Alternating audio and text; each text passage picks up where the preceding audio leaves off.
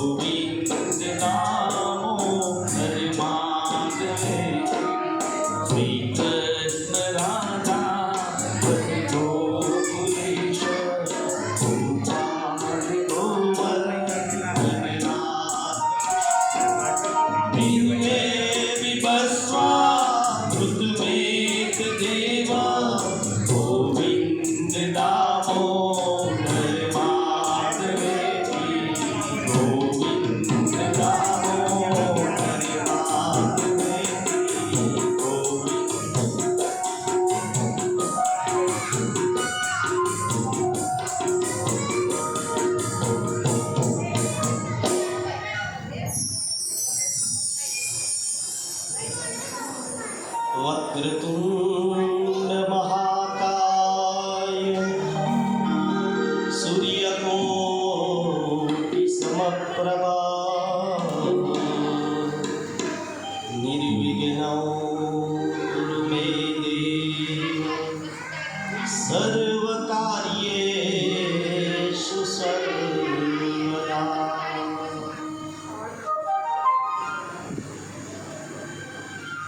मृत्युंजय परिवार द्वारा आयोजित श्रीमद् भागवत कथा ज्ञान यज्ञना 7 દિવસના આ ખૂબ જ સુંદર અને પાવન એવી જ્ઞાનગંગા શ્રીમદ્ ભાગવત મહાપુરાણ ગાથા પતિત પાવની માં ગંગાના કિનારે આપણે બેસી અને કરવા જઈ રહ્યા છીએ। આપ સૌ અલગ અલગ મુકામે ગાંધીનગર, અમદાવાદ, મહેસાણા, ઊંઝા દરેક જગ્યાએથી પધાર્યા છો। ભગવાન શ્રી કૃષ્ણની અસીમ કૃપા પ્રાપ્ત કરવા માટે આપણે સૌ આજે ભેગા થયા છીએ। તો આ અતિ પાવન પ્રસંગે વ્યાસપીઠ ઉપરથી હું આપ સૌને શ્રી કૃષ્ણ કહું છું। મારા જય શ્રી કૃષ્ણ। આ શ્રીમદ્ ભાગવત કથા જ્ઞાન યજ્ઞ એની આજે જ્યારે આપણે શરૂઆત કરવા જઈ રહ્યા છીએ તો આ ગંગા અને એમાં પણ ગંગાનો કિનારો, એમાં પણ ખૂબ જ પાવન એવો સંતશ્રીનો આશ્રમ, આ ત્રિવેણી સંગમ જ્યાં ભેગો થયો હોય અને તે ત્રિવેણી સંગમમાં બેસી અને આપણે જ્યારે આ ભાગવત કથાનું રસપાન કરવા જઈ રહ્યા હોઈએ તો તમામને મારી એક નમ્ર વિનંતી છે કે ભાગવતજી જ્યારે પણ શરૂઆત થાય ત્યારે તમામ લોકો અહીં ભાગવત કથા મંડપમાં આવી જવું, સમયસર આવવાનો આગ્રહ રાખજો. આપણે પ્રથમ દિવસની ભાગવત કથાનો હવે પ્રારંભ કરવા જઈ રહ્યા છીએ. તો શ્રીમદ ભાગવત મહાપુરાણ, આ ભાગવતજીની રચના ક્યાંથી થઈ અને આ ભાગવતજી શા માટે આપણે સાંભળવું જોઈએ, આપણા ઘરે ભાગવતજીની કથા શા માટે કરાવવી જોઈએ, એના વિશેનું એક પ્રારંભિક જ્ઞાન આપણને બહુ જરૂરી છે. 7 દિવસ હું એની ભાગવત કથા કરું, તમે ત્યાંથી સાંભળો, પરંતુ એ સાંભળ્યા પછી તેનું શું ફળ પ્રાપ્ત થાય જો તેની આપણને ખબર ના હોય તો આ ભાગવત સાંભળેલી વ્યર્થ જાય.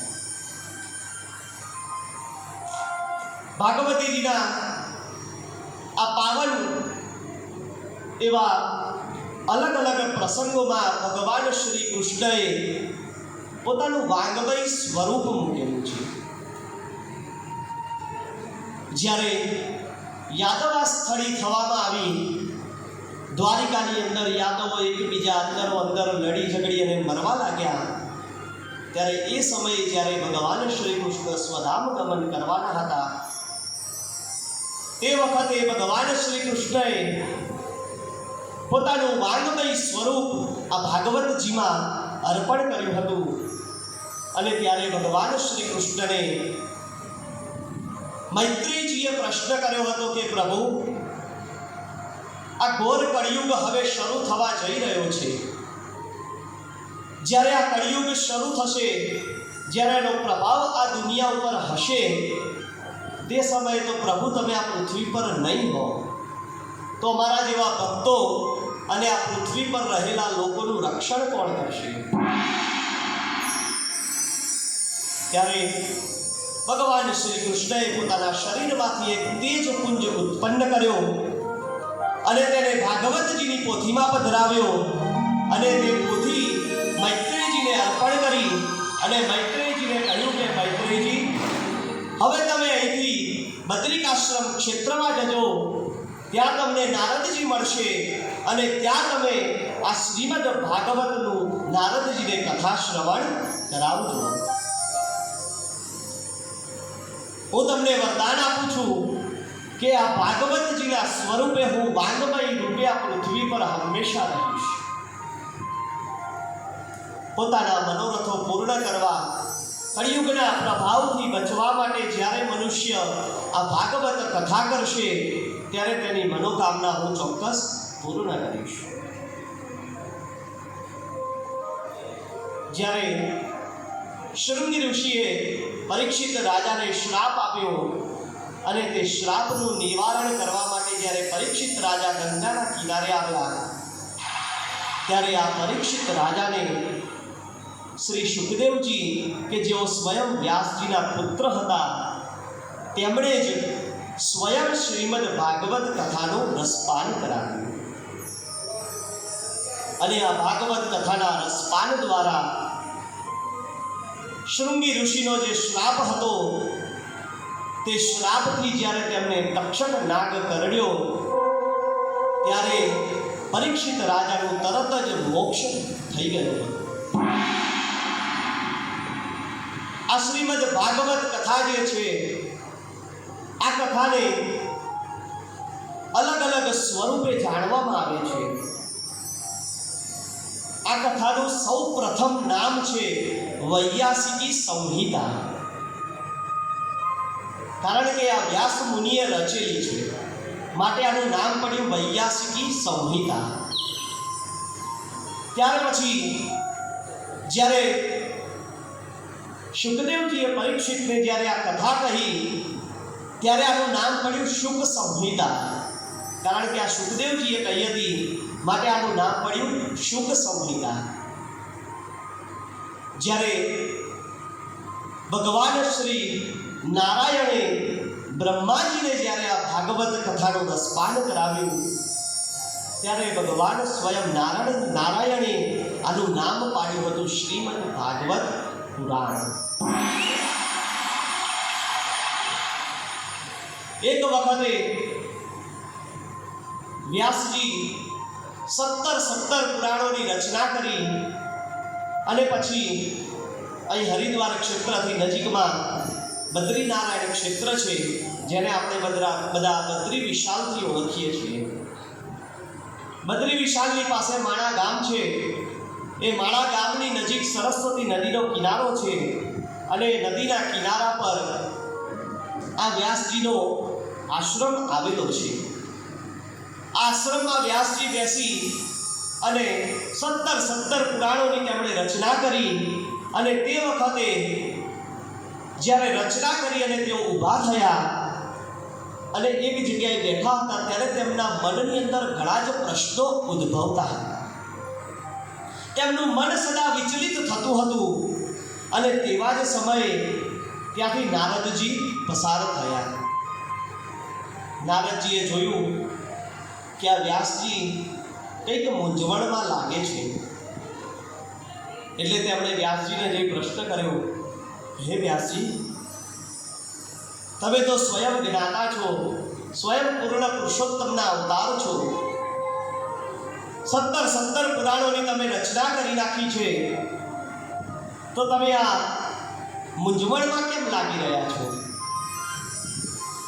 ત્યારે વ્યાસજીએ તેમને કહ્યું કે નારદજી, 17 પુરાણોની મેં રચના કરી નાખી, પરંતુ મને હજુ પણ મનની અંદર તૃપ્તિ થતી નથી. મારું મન શાંત થતું નથી. મને એમ નથી થતું કે મને કંઈક મળ્યું હોય. મારા મનની અંદર સદાય ઉચાટ થયા કરે છે. તો નારદજી, આવું કેમ થતું હશે? મેં આ બધા જ પુરાણોની અંદર ભગવાનના ગુણગાન ગાયા, ભગવાનોની લીલાઓનું વર્ણન કર્યું, તેમ છતાં પણ મને હજુ મનમાં તૃપ્તિ થતી નથી. ત્યારે નારદજીએ તેમને પ્રશ્ન કર્યો કે હે વ્યાસજી, તમે આ 17 પુરાણોની રચના કરી છે, આ પુરાણોની રચનામાં તમે ક્યાંય ભગવાન કૃષ્ણની બાળલીલાનું વર્ણન કર્યું છે? ત્યારે વ્યાસજીએ કહ્યું કે ના, મેં તો બાળલીલાનું ક્યાંય વર્ણન નથી કર્યું. ત્યારે નારદજીએ કહ્યું, તો તમારા મનના જે મૂંઝવતા પ્રશ્નો છે ને, એ દરેક પ્રશ્નોનું સમાધાન એ ભગવાન શ્રી કૃષ્ણની બાળલીલાઓ છે. માટે તમે ભગવાન કૃષ્ણની બાળલીલાઓનું વર્ણન કરો, તેનાથી તમને સંપૂર્ણ યશ અને કીર્તિ પ્રાપ્ત થશે અને તમારું મન શાંત થશે. આમ કહી અને બ્રહ્માજીએ જે ચતુશ્લોકી ભાગવત નારદજીને આપ્યું હતું, એ ચતુશ્લોકી ભાગવત તેમણે આજે વ્યાસજીને અર્પણ કર્યું. અને આજે ભાગવતજીના જે 4 શ્લોક અર્પણ કર્યા, તે 4 શ્લોકોમાંથી વ્યાસજીએ ભાગવતજીના 18,000 શ્લોકોનું વર્ણન કરી નાખ્યું. અને જ્યારે તેઓ લખવા બેઠા તે વખતે ભગવાન ગણેશજી તેમના લહિયા બન્યા હતા. ભગવાન ગણેશજી જેમ જેમ વ્યાસજી શ્લોકો બોલતા જાય તેમ તેમ ગણેશજી તે શ્લોકો લખતા જાય અને તે શ્લોકોનું તેઓ અલગ અલગ ભાષાની અંદર અલગ અલગ રીતે તેઓ વર્ણન કરતા જતા હતા. અને આ રીતે 18,000 શ્લોકોવાળી આ શ્રીમદ ભાગવત મહાગાથાનું જન્મ થયો. આ જે ભાગવત કથા છે એની અંદર 18,000 શ્લોકો આવેલા છે. એમાં 335 અધ્યાય આપેલા છે. 300 લક્ષ એટલે કે 3 કરોડ શબ્દો અંદર લખવામાં આવ્યા છે. એવી આ ભાગવત મહાગાથા જે સરસ્વતી નદીના કિનારે રચાઈ અને ગંગાના કિનારે આપણે બધા બેસી અને શ્રીમદ ભાગવતજીનું આજે રસપાન કરી રહ્યા છીએ.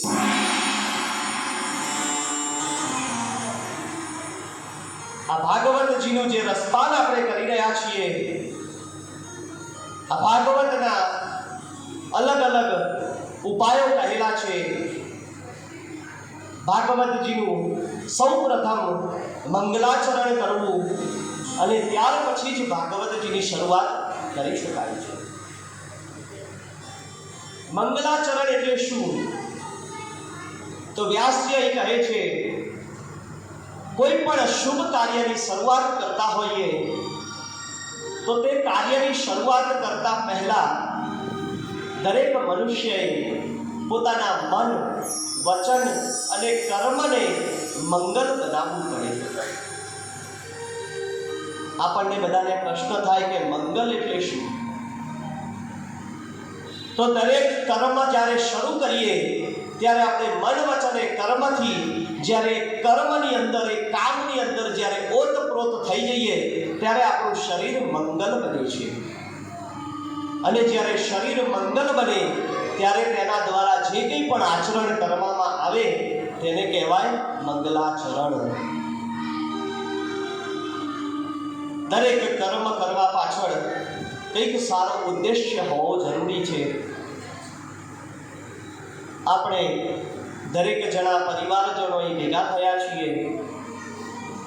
આપણા દરેકનો એક જ મનનો સંકલ્પ હોવો જોઈએ કે આપણે સર્વે આ ભાગવત કથાનું રસપાન કરી અને પુનિત પાવન બનીએ. મનુષ્ય હોય એટલે સ્વાભાવિક છે કે તેનાથી પાપ કર્મો થયા જ કરે, કારણ કે હવે કળિયુગનો પ્રભાવ શરૂ થઈ ગયો છે. અને જ્યારે કળિયુગનો પ્રભાવ હોય ત્યારે મનુષ્ય પાપ કર્મ કરે એ સહજ છે. ત્યારે વ્યાસજી કહે છે કે જ્યારે આ ભાગવતજીનું સ્મરણ કરવામાં આવે, જ્યારે ભાગવત સાંભળવામાં આવે ત્યારે મનુષ્યએ જીવનકાળ દરમિયાન કરેલા પાપોમાંથી તેને મુક્તિ મળે છે. પરંતુ એ શ્રવણ કેવું હોવું જોઈએ? તો એક ચિત્ત અને એક ધ્યાન થઈ અને આ ભાગવતજીનું જ્યારે શ્રવણ કરવામાં આવે ત્યારે મનુષ્યના કરેલા પાપોમાંથી મુક્તિ મળે છે. મનુષ્ય જ્યારે મૃત્યુ પામે ત્યારે તેનો જીવ જો અવગતિએ ગયો હોય, પ્રેત યોનિમાં તેનો જીવ ગયો હોય અને જો કોઈ પણ સ્વરૂપે અહીં ભાગવત મંડપમાં આવી અને તે ભાગવતજીનું રસપાન કરે તો તેના આત્માને હંમેશા મોક્ષની પ્રાપ્તિ થાય છે. એવી આ પતિત પાવની ભાગવત ગંગા, આવો આપણે સૌ ભેગા થઈ અને ભગવાન શ્રી કૃષ્ણનું નામ સ્મરણ કરી અને ભાગવતજીનું મંગલાચરણ કરી અને ભાગવતજીની શરૂઆત કરીએ. કૃષ્ણ ગોવિંદ ગોવિંદ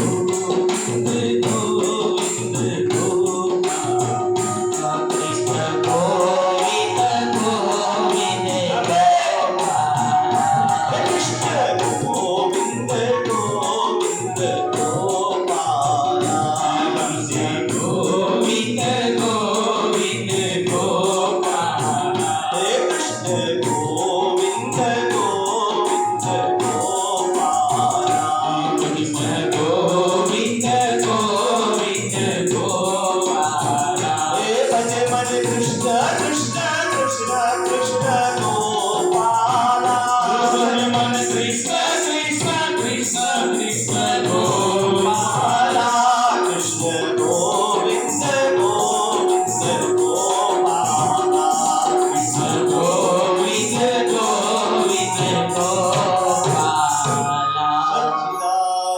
સચ્ચિદાનંદ રૂપાય વિશ્વોત્પત્યાદિ હેતવે તાપત્રય વિનાશાય શ્રી કૃષ્ણાય વયમ નમઃ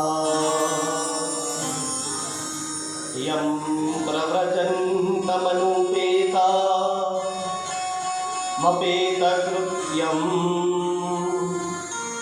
દ્વૈપાયનો વિહરકાતર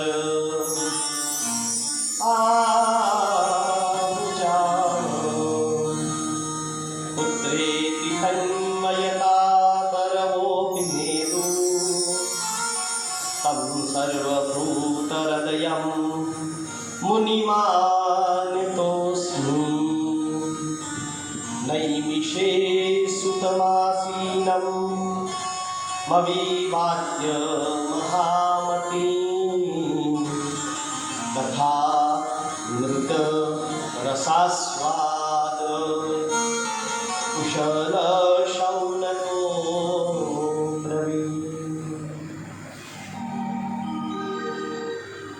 કૃષ્ણનારાયણં વંદે કૃષ્ણં વંદે વ્રજપ્રિયં કૃષ્ણં દ્વૈપાયनं વંદે કૃષ્ણં વંદે પૃથાસુતં શ્રીમદ ભાગવતજીની શરૂઆતમાં જ્યારે મહાત્માની શરૂઆત થાય ત્યારે સૌ પ્રથમ શ્લોક વ્યાસજીએ લખ્યો કે સચ્ચિદાનંદ રૂપાય વિશ્વોત્પત્યાદિ હેતવે તાપત્રય વિનાશાય શ્રી કૃષ્ણાય વયમ નમઃ. વ્યાસજી કહે છે, હે પ્રભુ કૃષ્ણ, અહીં ભગવાન કૃષ્ણનું વર્ણન કરવામાં આવ્યું છે કે ભગવાન કેવા છે તો કે સચ્ચિદાનંદ રૂપ, સત ચિત અને આનંદ, આ શબ્દ ભેગા થઈ અને બને સચ્ચિદાનંદ. જેઓ નિત્ય આનંદમાં જ વાસ કરે છે એવા ભગવાન શ્રી કૃષ્ણને હું નમસ્કાર કરું છું.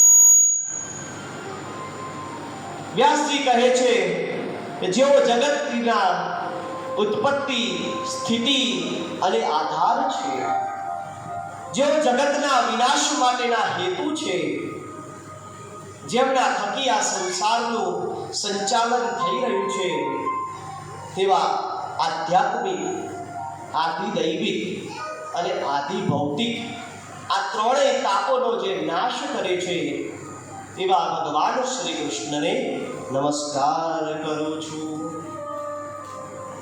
ભગવાન શ્રી કૃષ્ણને નમસ્કાર કરી અને વ્યાસજી આજની આ કથાનું શરૂઆત કરી રહ્યા છે.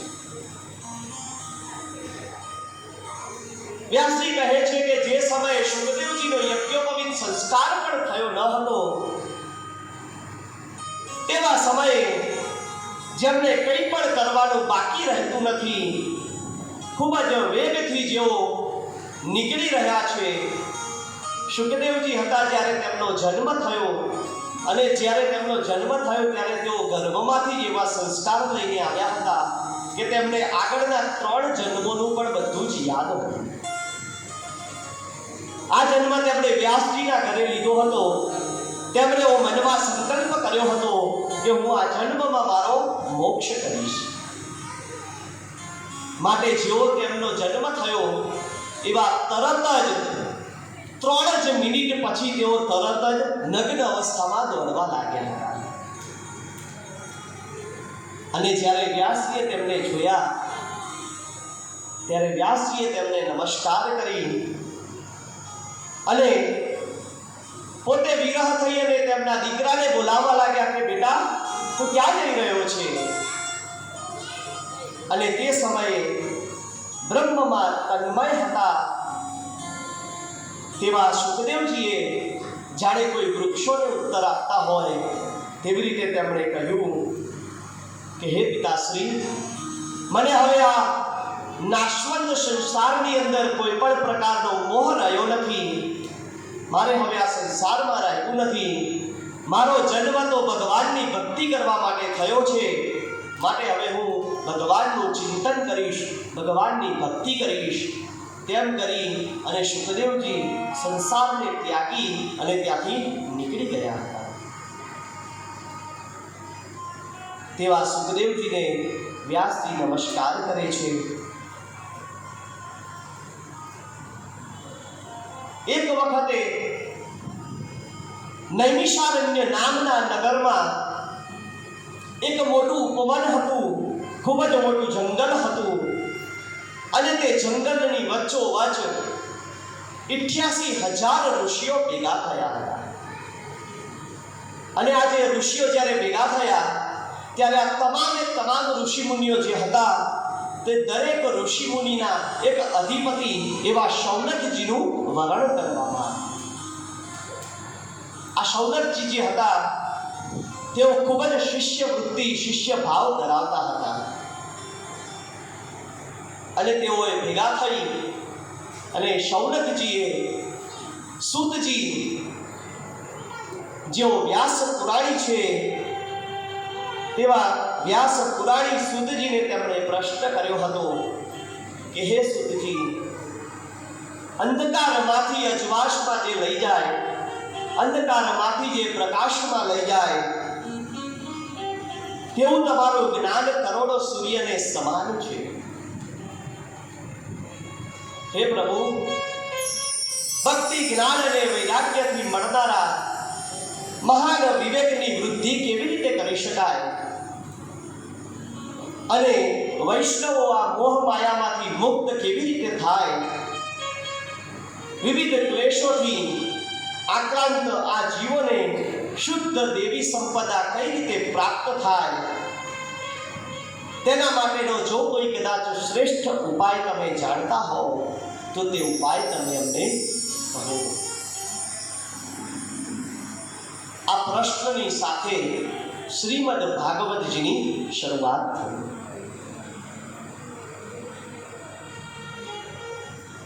સૂતજી હતા તેઓ શૌનકજીને કહેવા લાગ્યા કે હે શૌનકજી, તમારા હૃદયમાં ભગવાન પ્રતિ પ્રેમ છે.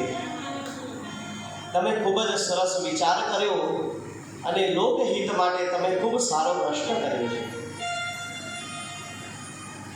હું તમને વિચાર કરી અને અંતમાં તમામ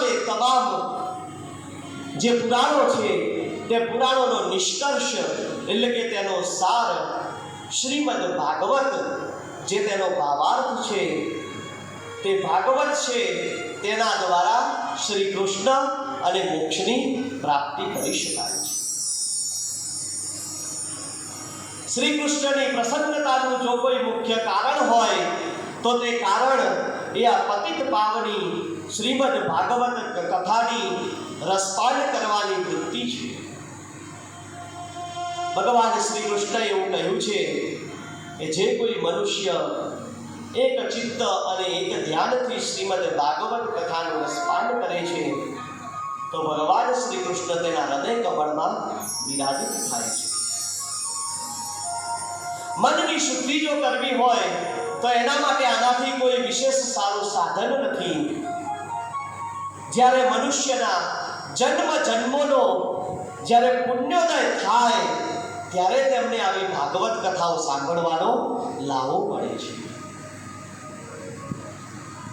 સૂતજી કહે છે કે જ્યારે પણ મનુષ્યને કોઈ શુભ કાર્ય કરવું હોય ને તો એના માટે પણ પુણ્યની જરૂર પડે છે. જો તમારી પાસે પુણ્ય ના હોય તો તમે ધર્મની સીટ પર ક્યારેય બેસી શકતા નથી.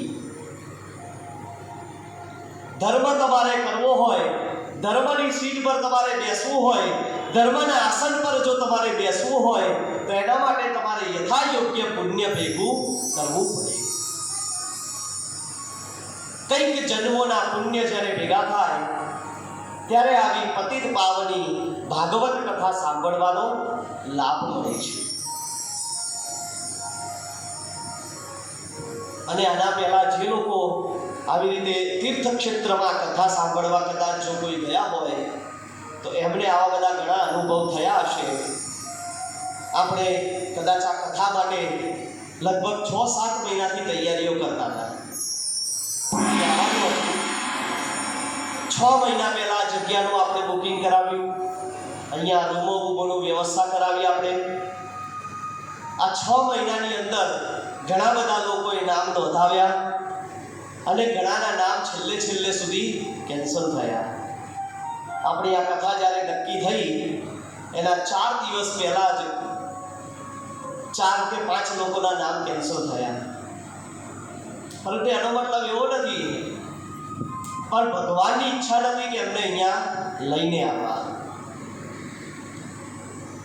અહીંયા જેટલા લોકો બેઠા છો ને એ બધા મારા પ્રયાસથી કે તમારા પોતાના મનથી તમે કોઈ અહીંયા આવ્યા નથી.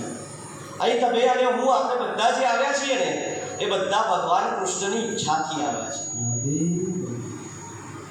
જો ભગવાનની ઈચ્છા ના હોય ને તો આપણે એકે અહીંયા પહોંચી શકીએ નહીં. ઘણા બધા લોકોને ઘણી બધી તકલીફો ગઈકાલે ટ્રેનમાં રાત્રે સવારે પડી હશે, બરાબર, પરંતુ એ બધી જ તકલીફો સહન કરવાની ભગવાને આપણને શક્તિ આપી. ઘણા લોકો એવા છે કે જેમને આ બધી તકલીફો સહન કરવાની જરાય આદત નથી, બરાબર, કારણ કે રેગ્યુલર આપણે ટ્રેનમાં એવો પ્રવાસ ના કરતા હોઈએ. તેમ છતાં પણ તેઓ આવી શક્યા. કેમ આવ્યા? તો એ ભગવાનની ઈચ્છા હતી એટલે આવ્યા. અહીં બધા આપણે ભેગા થઈને બેઠા છીએ તો એ ફક્ત એક જ કારણ, ભગવાન શ્રી કૃષ્ણની ઈચ્છા. માટે આજના દિવસે આજથી હું તમને બધાને એક અનુરોધ કરવા માંગુ છું કે આપણે સવારે ઉઠીએ ત્યારથી રાત્રે સૂઈએ. શાસ્ત્ર તો એવું કહે છે કે રાત્રે જ્યારે મનુષ્ય સૂઈ જાય ને એટલે એને શું ગણાય ખબર છે? કેવો ગણાય? મરેલો ગણાય. રાત્રે મનુષ્ય સૂઈ જાય એટલે મરેલો કહેવાય. કેમ? સવારે ઉઠશે તો એને કોઈને ખબર નથી. બીજા દિવસે સવારે આંખ ખુલે એટલે જીવતો.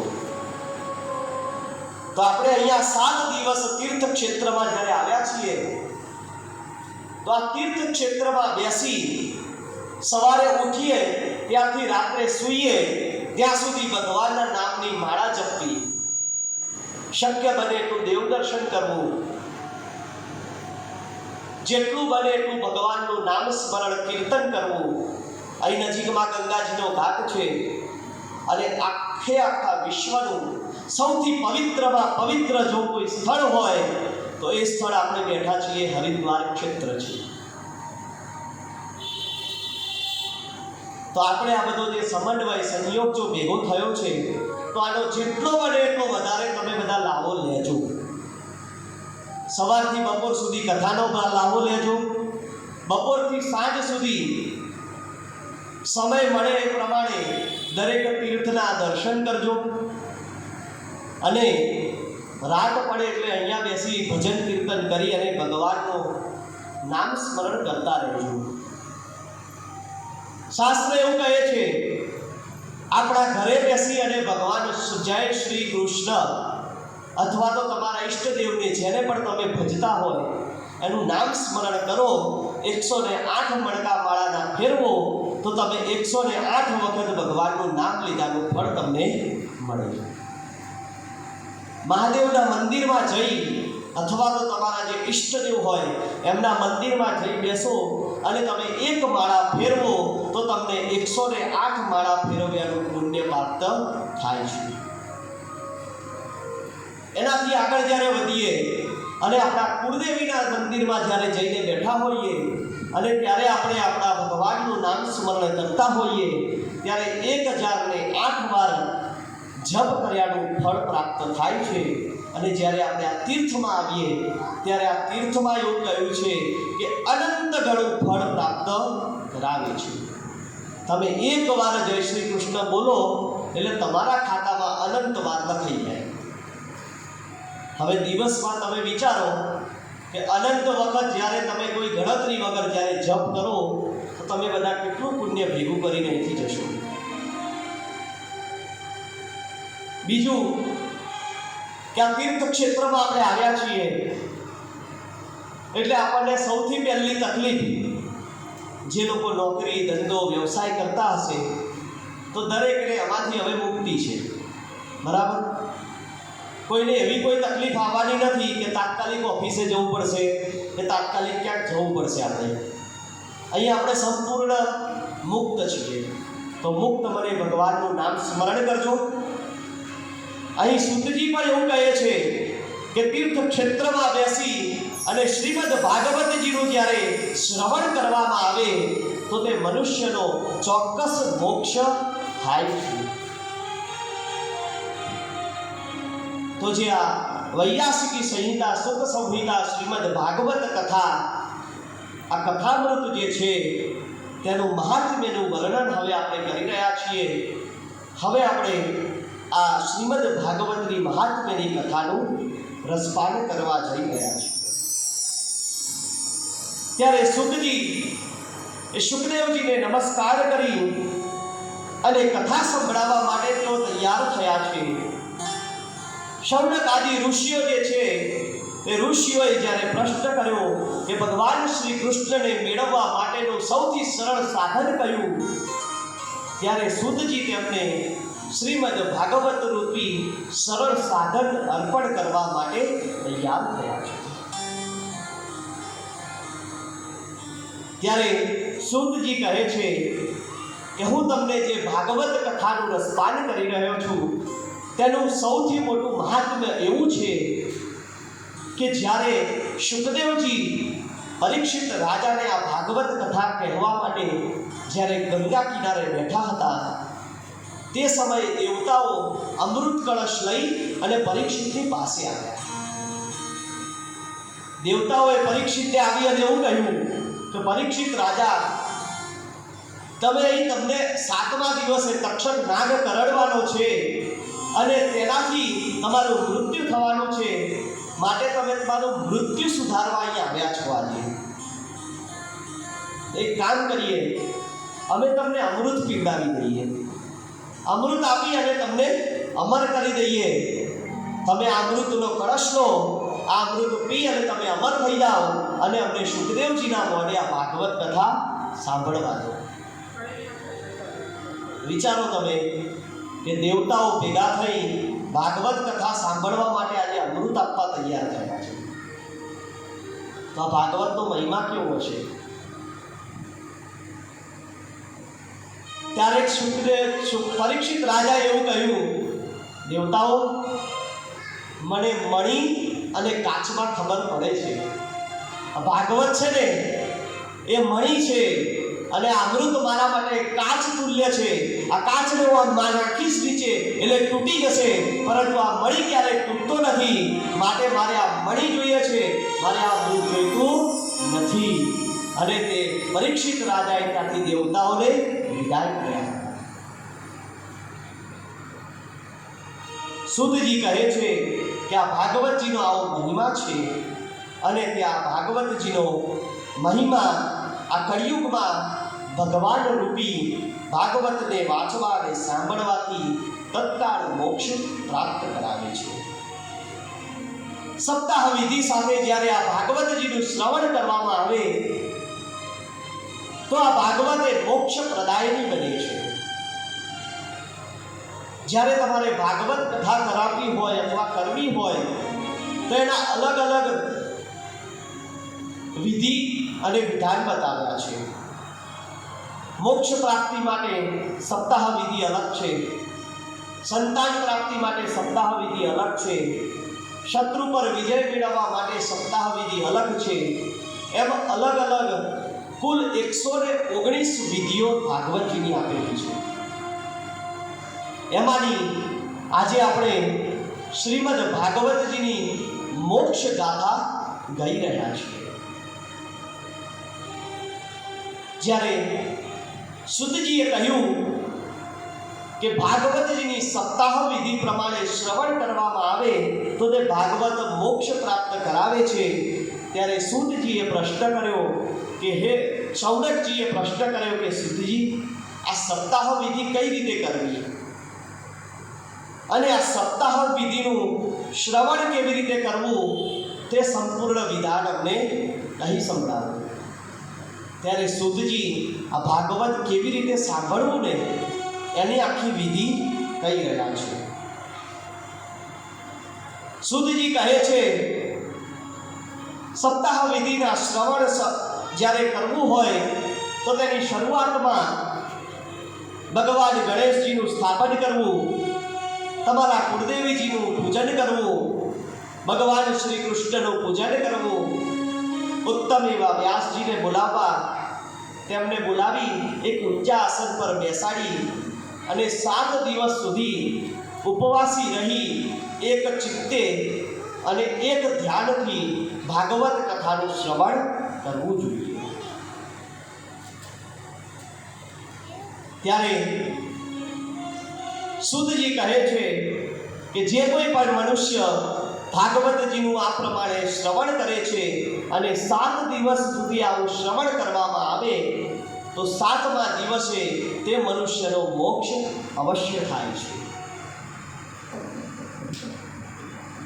સૂતજી આગળ મહાત્મ્યનો વિષય કહેવા લાગ્યા અને કહે છે કે આ ભાગવત કથા જે છે તે સૌ પ્રથમ કોણે અને ક્યાં સંભળાવી હતી તેની વિધિ હવે હું તમને કહું છું કે હો શૌનકજી ઋષિઓ, તમે ધ્યાન દઈ અને સાંભળજો. આમ કહી અને સૂતજી ભગવાન શ્રી કૃષ્ણની આ ગાથા એવી ભાગવતજીનું શ્રવણ કરાવી રહ્યા છે. સૂતજી કહે છે કે આ કથાની શરૂઆત એક કથાનક પાછળ થઈ હતી. એક વખતે સનકાદી ઋષિઓ હતા, તેમણે વ્યાસજીને એક પ્રશ્ન કર્યો હતો કે વ્યાસજી, તમે આટલા બધા ચિંતાતુર શા માટે છો? તમે આટલા બધા ઉતાવળા ક્યાં જઈ રહ્યા છો? ત્યારે વ્યાસજી તેમને કહેવા લાગ્યા કે હું શ્રીમદ ભાગવતજીનું શ્રવણ અને કથન કરવા જઈ રહ્યો છું. ત્યારે આ સનકાદી ઋષિઓ હતા, તેમણે તેમને નમસ્કાર કરી અને તેમની સાથે તેઓ ભાગવત શ્રવણ કરવા બેસી ગયા. એક વખતે નારદજી હતા, એ ફરતા ફરતા ફરતા અલગ અલગ તીર્થોમાં જવા લાગ્યા.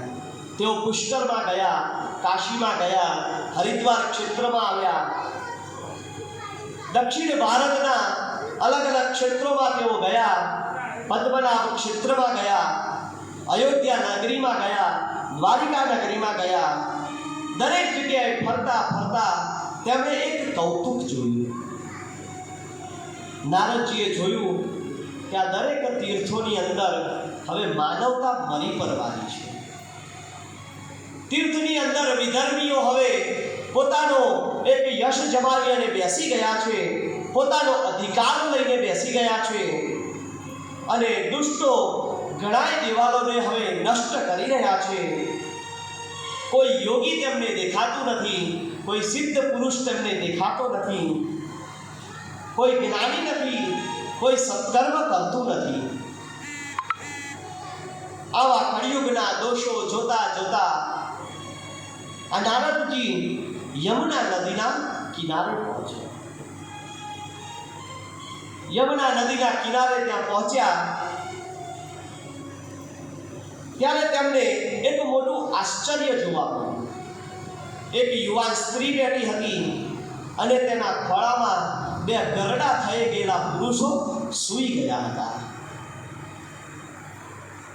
નારદજીએ તે સ્ત્રીની પાસે ગયા અને તે સ્ત્રીને પૂછવા લાગ્યા કે હે સ્ત્રી, હે યુવતી, તું કોણ છે? તારા ખોળામાં 2 પુરુષો કોણ સૂતા છે? ત્યારે આ જે યુવતી હતી તેણે નારદજીને કહ્યું કે હે દેવર્ષિ, મારું નામ ભક્તિ છે. અને આ મારા બે પુત્રો છે, એકનું નામ છે જ્ઞાન અને બીજાનું નામ છે વૈરાગ્ય. ત્યારે નારદજીએ પ્રશ્ન કર્યો કે ભક્તિ, તમે તો યુવાન છો, તો તમારા બે પુત્રો વૃદ્ધ કેમ થઈ ગયા? ત્યારે આ યુવતી જે ભક્તિ હતી તે નારદજીને કહેવા લાગી કે નારદજી, આ વિશે તો મને પણ ખબર નથી. જોત જોતામાં મારા આ બંને પુત્રો એ વૃદ્ધ થઈ ગયા અને આજે તેઓ મૃત પ્રાય અવસ્થામાં છે અને હું આ યમુના નદીના કિનારે તેમને લઈ અને બેઠી છું. હું રોજ એવી રાહ જોઉં છું કે મારા બે પુત્રો ક્યારે સજીવન થશે, ક્યારે તેઓ ઊભા થશે. નારદજી, હું તમને નમસ્કાર કરી અને તમને વિનંતી કરું છું કે આ મારા બે પુત્રો સજીવન થાય એવો કોઈ ઉપાય તમને ખબર હોય તો તે તમે મને જણાવો. ભક્તિ કહેવા લાગી, હું દ્રવિડ દેશમાં જન્મી હતી, કર્ણાટકમાં હું મોટી થઈ, ક્યાંક ક્યાંક મહારાષ્ટ્રમાં મને સન્માન મળ્યું, ગુજરાતમાં જ્યારે હું પહોંચી ત્યારે મારા બંને પુત્રોને ગળપણ ઘેરી પડ્યું. જ્યારથી હું આ વૃંદાવન ક્ષેત્રમાં પહોંચી છું ત્યારે આ વૃંદાવનની અંદર ભગવાન શ્રી કૃષ્ણનું હું ભક્તિ ભજન કરું છું અને તેના થકી હું યુવાન બની ગઈ છું, પરંતુ મારા પુત્રો હજુ યુવાન થતા નથી. માં હોવા છતાં હું તરુણી છું અને મારા પુત્રો હોવા છતાં બંને વૃદ્ધ છે. હે નારદજી, મારી આ દશા હું કોને કહેવા જવું? ત્યારે નારદજી કહે છે કે હે સાધ્વી, તારું દુઃખ હું સમજી શકું છું, તારા દુઃખનું કારણ પણ હું જોઈ શકું છું. મને વિશ્વાસ છે કે શ્રી હરિ તમારું કલ્યાણ કરશે. અને નારદજી કહેવા લાગ્યા કે હે દેવી, તમે સાવધાન થઈને સાંભળો. આ દારૂણ કળિયુગ છે અને આ કળિયુગની અંદર સદાચાર, યોગ માર્ગ અને તપ વગેરે લુપ્ત થઈ ગયા છે. આ પૃથ્વી છે શેષ જીવ પર હવે ભારરૂપ બનવા લાગી છે. ધીરે ધીરે રોજ બરોજ આ પૃથ્વીનો ભાર વધવા લાગ્યો છે. અત્યારે કોઈને પુત્રોની સહિત તમારું દર્શન થતું નથી. વૃંદાવનના સંયોગથી તમે ફરીથી તારુણ્ય અવસ્થામાં આવી ગયા છો, કારણ કે આ વૃંદાવન ધામ એ ધન્ય છે. આ વૃંદાવનમાં સર્વત્ર ભક્તિ એ નૃત્ય કરી રહી છે. માટે તમે આ વૃંદાવનમાં આવી અને તમે યુવાન બની ગયા છો. ત્યારે ભક્તિ કહે છે કે નારદજી, તમે કહો છો કે કળિયુગનું સામ્રાજ્ય વ્યાપી ગયું છે, તો મેં એવું સાંભળ્યું છે કે એક વખતે રાજા પરીક્ષિતની સામે જ્યારે કળિયુગ આવી ગયો હતો તો એ વખતે આ પરીક્ષિત રાજાએ તેને જીવતો કેમ છોડી દીધો?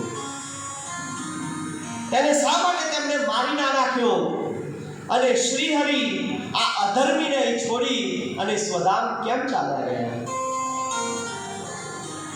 ત્યારે નારદજી કહે છે કે જે દિવસે ભગવાન શ્રી કૃષ્ણ આ ભૂલોકને છોડી અને જતા રહ્યા તે જ દિવસથી આ કળિયુગ છે તે આ પૃથ્વી પર પ્રવર્તમાન થઈ ગયું. જે વખતે પરીક્ષિત રાજા પોતે દિગ્વિજય કરવા માટે આ સંસાર પર નીકળ્યા હતા તે વખતે તેમણે આ કળિયુગને જોયો હતો અને જ્યારે આ કળિયુગને પરીક્ષિત રાજા જ્યારે મારવા ગયા અને તે વખતે આ કળિયુગ હતો તે પરીક્ષિત રાજા સામે ગરગરી પડ્યો. અને ક્ષત્રિયોનો એક નિયમ છે કે કોઈ શરણે આવે તો તેને ત્યારે સંહાર કરાતો નથી.